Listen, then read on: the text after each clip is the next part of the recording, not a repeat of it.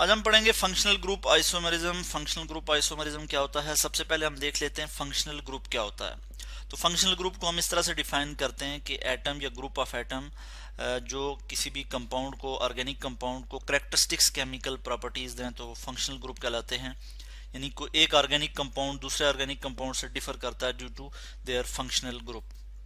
तो functional group isomerism में हम कहते हैं कि दो या दो से ज़्यादा कंपाउंड जिनका मॉलिक्यूलर फार्मूला तो सेम हो मगर उनके जो फंक्शनल ग्रुप हों उनके साथ जो अटैच हों वो डिफरेंट हों। ठीक है, डिफरेंट फंक्शनल ग्रुप हों उनके साथ।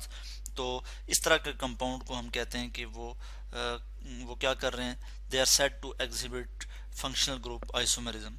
यहाँ पे मैं एग्जांपल दूंगा यहाँ पे डाई मिथाइल ईथर की। हमारे पास एक ऑर्गेनिक कंपाउंड है, जैसे मैं उसका मॉलिक्यूलर फार्मूला लिख लेता हूँ कि हमारे पास क्या है, C2 और H6 है हमारे पास, C2H6O। ठीक है, ये हमारे पास क्या है जी, मॉलिक्यूलर फार्मूला है। और इसके दो जो है हमारे पास पॉसिबल आइसोमर हैं यहाँ पे, और उसमें मैं सबसे पहले इस तरह से लिख लूंगा कि यहाँ पे हमारे पास एक आइसोमर है इस तरह से, ईथर आता है, डाई मिथाइल ईथर।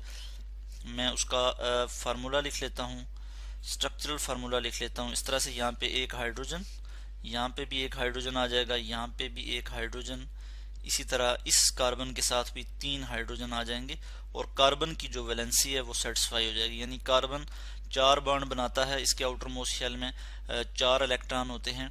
तो इस तरह से ये इसकी वैलेंसी फुली सेटिस्फाई हो गई है।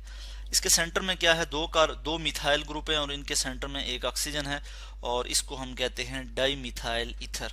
इसको हम क्या कहते हैं जी, डाई मिथाइल, यानी दो मिथाइल लगे हुए हैं, दो मिथाइल ग्रुप लगे हुए हैं, डाई मिथाइल ईथर।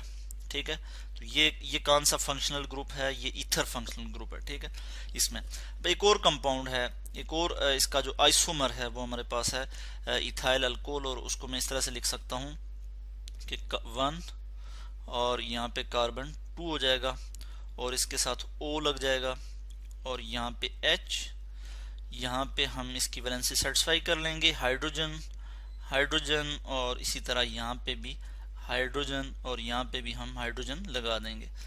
तो अब हम अगर देखें तो इसका जो इन दोनों ये जो दो कंपाउंड हैं इनका जो मॉलिक्यूलर फार्मूला है वो क्या है, 1 2 कार्बन है, हाइड्रोजन कितने हैं, 1 2 3 4 5 और 6 हाइड्रोजन है और 1 ऑक्सीजन यहाँ पे मौजूद है। तो ये क्या है, इसको हम कह सकते हैं इथाइल अल्कोहल। इसका अगर हम नाम दें तो क्या नाम देंगे, ethyl alcohol, AlCOHOL, ethyl alcohol इसका नाम है। और ये अल्कोहलिक फंक्शनल ग्रुप है, यानी OH हाइड्रोक्सिल फंक्शनल ग्रुप इधर लगा हुआ है। ठीक है, जो कि टोटली डिफरेंट है किससे, ईथर से। ठीक है, अल्कोहल एक अलग ऑर्गेनिक कंपाउंड है, ईथर एक अलग ऑर्गेनिक कंपाउंड है। ठीक है, मगर इनका जो मॉलिक्यूलर फार्मूला है वो सेम है और इनके जो फंक्शनल ग्रुप हैं वो डिफरेंट हैं। तो इस तरह के कंपाउंड जो जिनका मॉलिक्यूलर फार्मूला तो सेम हो मगर डिफरेंट फंक्शनल ग्रुप हों तो हम कहते हैं कि वो कौन सा आइसोमेरिज्म एग्जिबिट कर रहे होते हैं, वो फंक्शनल ग्रुप आइसोमेरिज्म एग्जिबिट कर रहे होते हैं। अब हम इसका 3D मॉडल देख लेते हैं। ठीक है जी, 3D स्ट्रक्चर इसका किस तरह से होगा, ये हमारे पास है जी डाई मिथाइल ईथर का मॉडल है, हमारे पास 3D मॉडल है।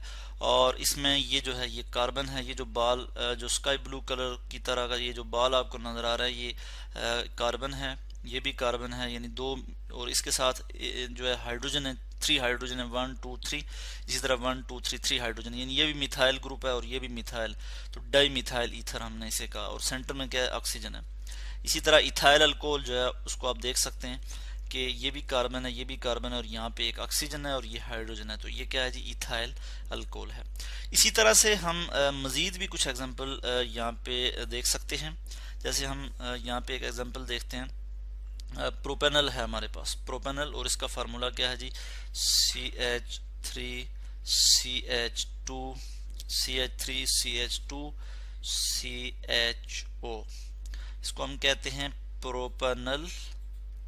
प्रोपेनल IUPAC नेम है इसका, international union of pure and applied chemistry की तरफ से एक्सेप्टेड नेम है। और जो कॉमन नेम जो हम इसको देते हैं वो ये भी देते हैं कि प्रोपेनल्डिहाइड, प्रोपेनल्डिहाइड। ठीक है जी, प्रोपेनल्डिहाइड। ठीक है, तो इसमें यानी कौन सा फंक्शनल ग्रुप है, अल्डिहाइडिक फंक्शनल ग्रुप इसमें मौजूद है।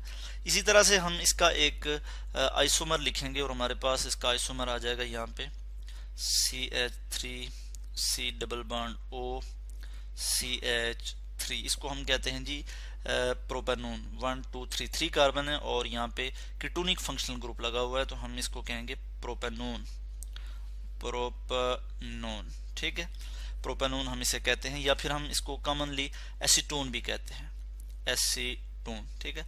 अब हम इसमें नंबर ऑफ कार्बन और हाइड्रोजन को और ऑक्सीजन को अगर काउंट करें तो हमारे पास 1 2 3 कार्बन है।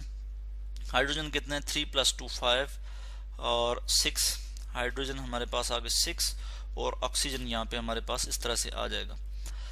यहाँ पे अगर हम देखें तो कार्बन कितने हैं? 3 हैं और हाइड्रोजन कितने हैं? यहाँ पे 6 हैं और ऑक्सीजन भी जो है, एक ऑक्सीजन जो है यहाँ पे मौजूद है।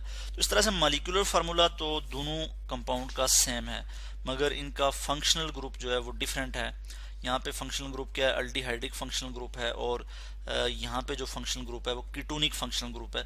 सो दे आर आइसोमर। और ये कौन से आइसोमर हैं? ये फंक्शनल ग्रुप आइसोमर हैं। यहाँ पे हमें इसको अगर इस तरह से भी शो कर सकता हूँ कि C डबल बॉन्ड O और यहाँ पे मैं H जो है वो इस तरह से लिख सकता हूँ। तो ये जो फंक्शनल ग्रुप है, ये कौन सा फंक्शनल ग्रुप है? ये अल्डिहाइडिक फंक्शनल ग्रुप है।